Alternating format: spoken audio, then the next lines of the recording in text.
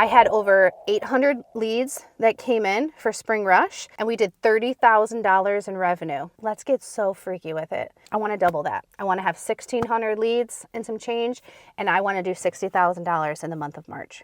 All right, the last time that we chatted, when I was in the truck, I was having a bit of a breakdown because I needed to hire because I had a key member, a key teammate quit. Well, I've been busy, and we're doing a truck talk.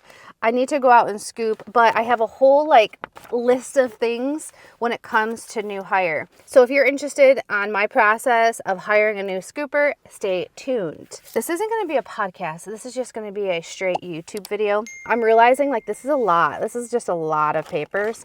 I'm eventually going to put all of this online, in some sort of way that it's more streamlined. Because it took me all day yesterday to onboard 3 new employees.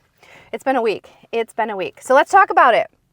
Last time we chatted, I was in the truck and I was having a rough day. But that's okay. This is the thing about entrepreneurship. Some days can be really rough. Some days could just be whatever. Some days are super amazing. And it's the ebbs and flows of business. And then some days could be amazing and tough and boring all at the same time. You never know what you're going to get. So what happened is I recorded that video.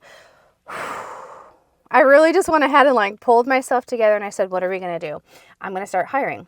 So what I did is I put an ad on Indeed, like I said I was going to, and I've gotten a lot of applicants. And what I did is I went through each applicant, looked at their resume, and see if they answered the 3 questions that I asked. If they didn't answer the 3 questions that I asked, I didn't even go ahead and approve it because they didn't take the time to answer my questions. So he recommended, because time was of the essence for me, that I do group interviews. So that's what I did. I created a group interview on Google Meets for Thursdays at 5 and Sundays at 4. And I just sent it out to whoever responded back to me when I messaged them after looking through the resume, and whoever showed up, showed up. The first round out of 5, I had 2 people show up. The second round out of 5, I had 2 people show up. And then the third round, I had 1 person show up. I've brought 3 people in, and I've liked all 3 of the people that I've brought in. We are having to be continued. There's some stuff going on there. Don't know if I can talk about it right now. I don't know if this person's going to work out. We do run background checks. So I'm going to talk to you about that. And you can't hide from a background check, because the background check that I use is through Checker, and they do a very extensive background check. So this is what I did. I had the one guy come in. I had him work a half a shift with me on Monday. I liked him. I sent him over to Josh. He worked a half a shift with Josh. Josh liked him. So then we sent him over to Charles. He worked a half a shift with Charles. Then Tuesday, I brought another girl in. She worked a half shift with me. I liked her. I sent her to Josh. And then she did not work with Charles because she needed to do something with her license on Friday. The other girl I brought in, she worked a shift with me. Then the next day she worked a shift with Josh. I ran the background check. Pause. She does have prior experience at another company. That's why I'm like, let's figure this out. 4 years at another place. So anyways, that's how it's going right now. I have not officially hired anybody yet, but we're very close. I just did the background check process. We've been managing it pretty good between me, Josh, and Charles. We've been figuring it out. So my checklist, I have a little checklist here that I've kind of made for myself. First things first, before hiring, during the hiring process, I'm going to post a job listing. I'm going to do a phone interview, but I decided to not do the phone interview. The phone interview actually turned into the group interview on Google Meets, and it was actually pretty cool. I had them prepare a question. This was also Matt's suggestion. Have them prepare a question that they want to ask me, so then they start talking, and I get to answer their questions instead of me just talking. I get to know them. I get to see how they interact with each other, see if they come prepared with a question. And then I really get to explain the company throughout them asking the questions, and then also have just open dialogue with them. And then I went into traditional questions a little bit later. And then if I liked them, I invited them in for a ride along. And then I collected their full name, their email address, their license, all of that kind of stuff to make sure, they have a license. And then once I brought them onto the job shadowing, and I'm like, okay, I like them. That's when I sent them over the background check. And that's kind of the stage I'm at right now. Now with Checker, they run a very deep background check. Like there's different options that you can choose. I have like the pooper scooper package, and it does cost $80 to do a thorough background check, $80 per person. Now you could probably get this done cheaper. It's just, this is what I've always used. So I like it. It's done a good job. I'll include a link down below. So if I decide that I'm going to go ahead and hire somebody, I'm going to tell them that they're hired, what rate they're starting at, which we can talk about here in a minute. I add them to the Slack channel. I add them to Jobber. I send over their information over to the insurance company, because at the end of the day too, they're like the final. If they have any issues with their driving record, my insurance will not allow them to be a driver, because I'm on a high risk policy due to the accidents that happened within the 6 months. So I have a high risk policy. So they're not playing no games right now. And then we just go through the whole like onboarding process, which I kind of want to talk about with that. This is how my 1 hour ride along used to be. It used to say, so I basically explain what I'm doing. I let them ask any questions, and I listen, I feel them out. I used to just do an hour where we would do like 3 yards that were close to the office, an easy, a medium, and a hard yard. Show them the basics, have them watch me do the passes and how I do it, and then I answer any of their questions. And then at the end, I, thank them for the time, ask them if they, once again, have any questions about the ride along, and then let them know that I will be in touch. If I want to, then I go ahead and extend the offer, or I decline them. And I like to call and let them know that I decided to not move forward with them at this time. Now, here's the to extend the tentative job offer. This is kind of what it looks like. I literally wrote everything out step by step. We're going to call the new hire. We're going to offer them the job. We're going to explain the offer and what the employment looks like based off of their background check, insurance, and then passing the 60-day training process. Basically with me, it's not even 60 days anymore. It's actually just 6 weeks. Realistically, I need to update this. They either get a raise at 6 weeks, or they're no longer with us. So I start them off at $15 an hour for training pay until they kind of get into the groove of things. And then I bump them up from there. If I don't bump them up, they're just not a good fit and I have to get rid of them.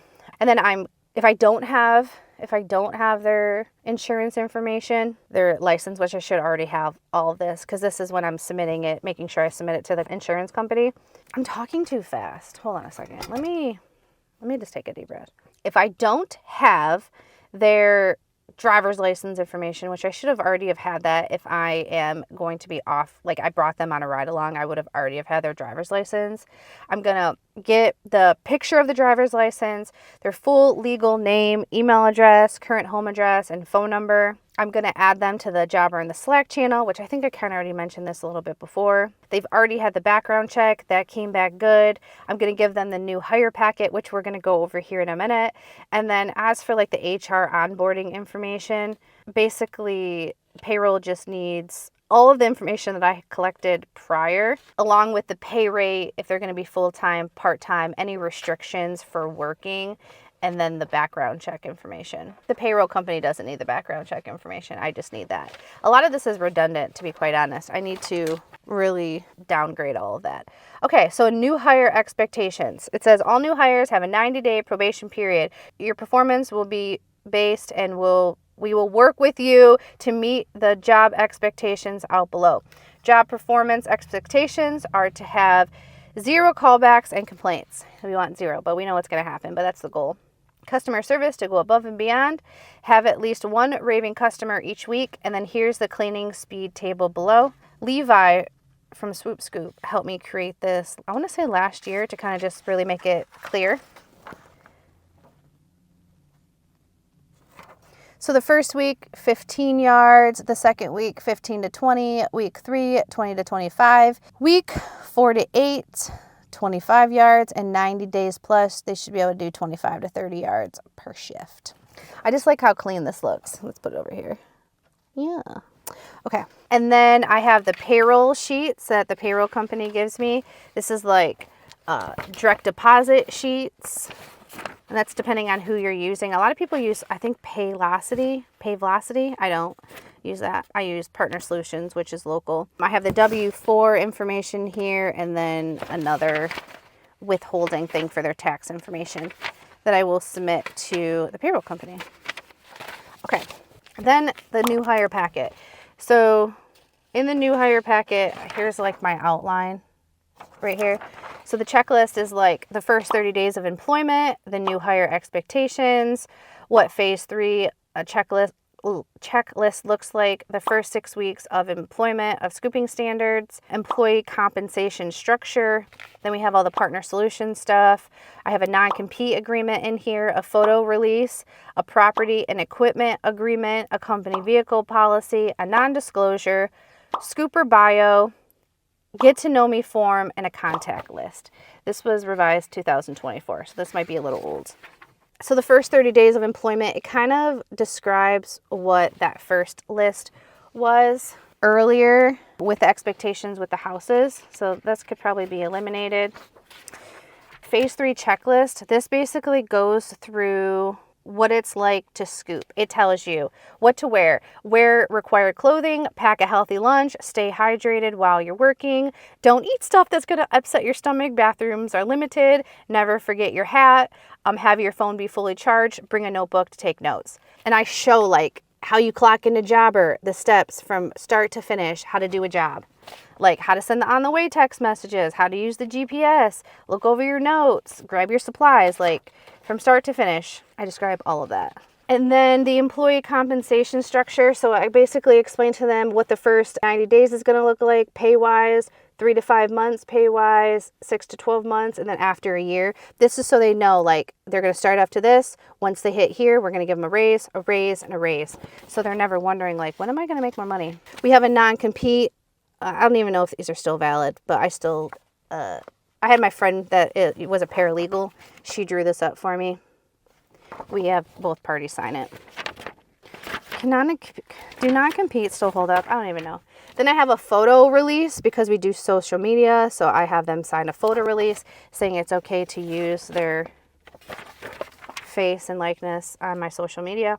Then I have a Crouppin' Poopin' Scoopin' property agreement that if you're terminated, you have to return, like, if you have a company card, company keys, company credit card or debit card, field equipment, or a company iPad. Like, one of our techs does have a company credit card. I had another person that I let go that didn't bring my equipment back, stuff like that. So they have to sign that.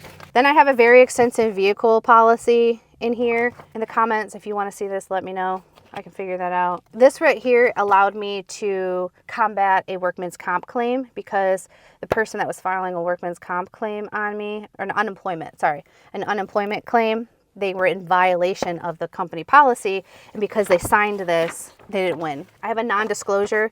Like, my company information is my company information. Don't share it with anybody else. And I have them sign that. I got 2 copies of each, one for them, one for me.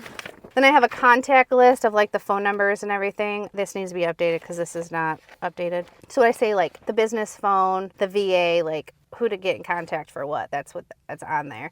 And then they get to know me form. I want to get to know my teammates. So I ask them like, we got their information, like any nicknames, their birthdays, like what's their hobbies to unwind, what's their favorite color, if you could travel, where would you go and why, what's your favorite go-to comfort meal. This is so like when I'm giving gifts or rewards, I have like some guidance to know like if I'm going to get them like a coffee mug or something, what color to get, And then also like what their long-term goals are. So on my days when I'm having a bad day and I'm like, I don't want to do this, I can... Like, my people have goals and dreams that they want to achieve, and I want to help them do that. That's my new hire packet. Let me know what your thoughts are. It might be overkill. It might not be enough. Am I missing anything? I got to go scoop. I got stuff to do. I got a meeting later with the She Built That ladies for my female community of female entrepreneurs.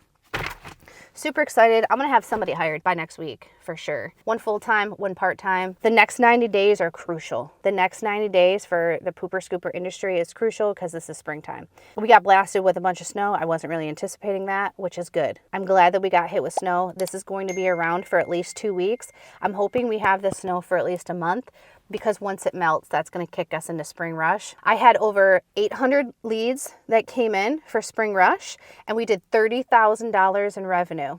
Okay. Let's just be lothy. Let's get so freaky with it.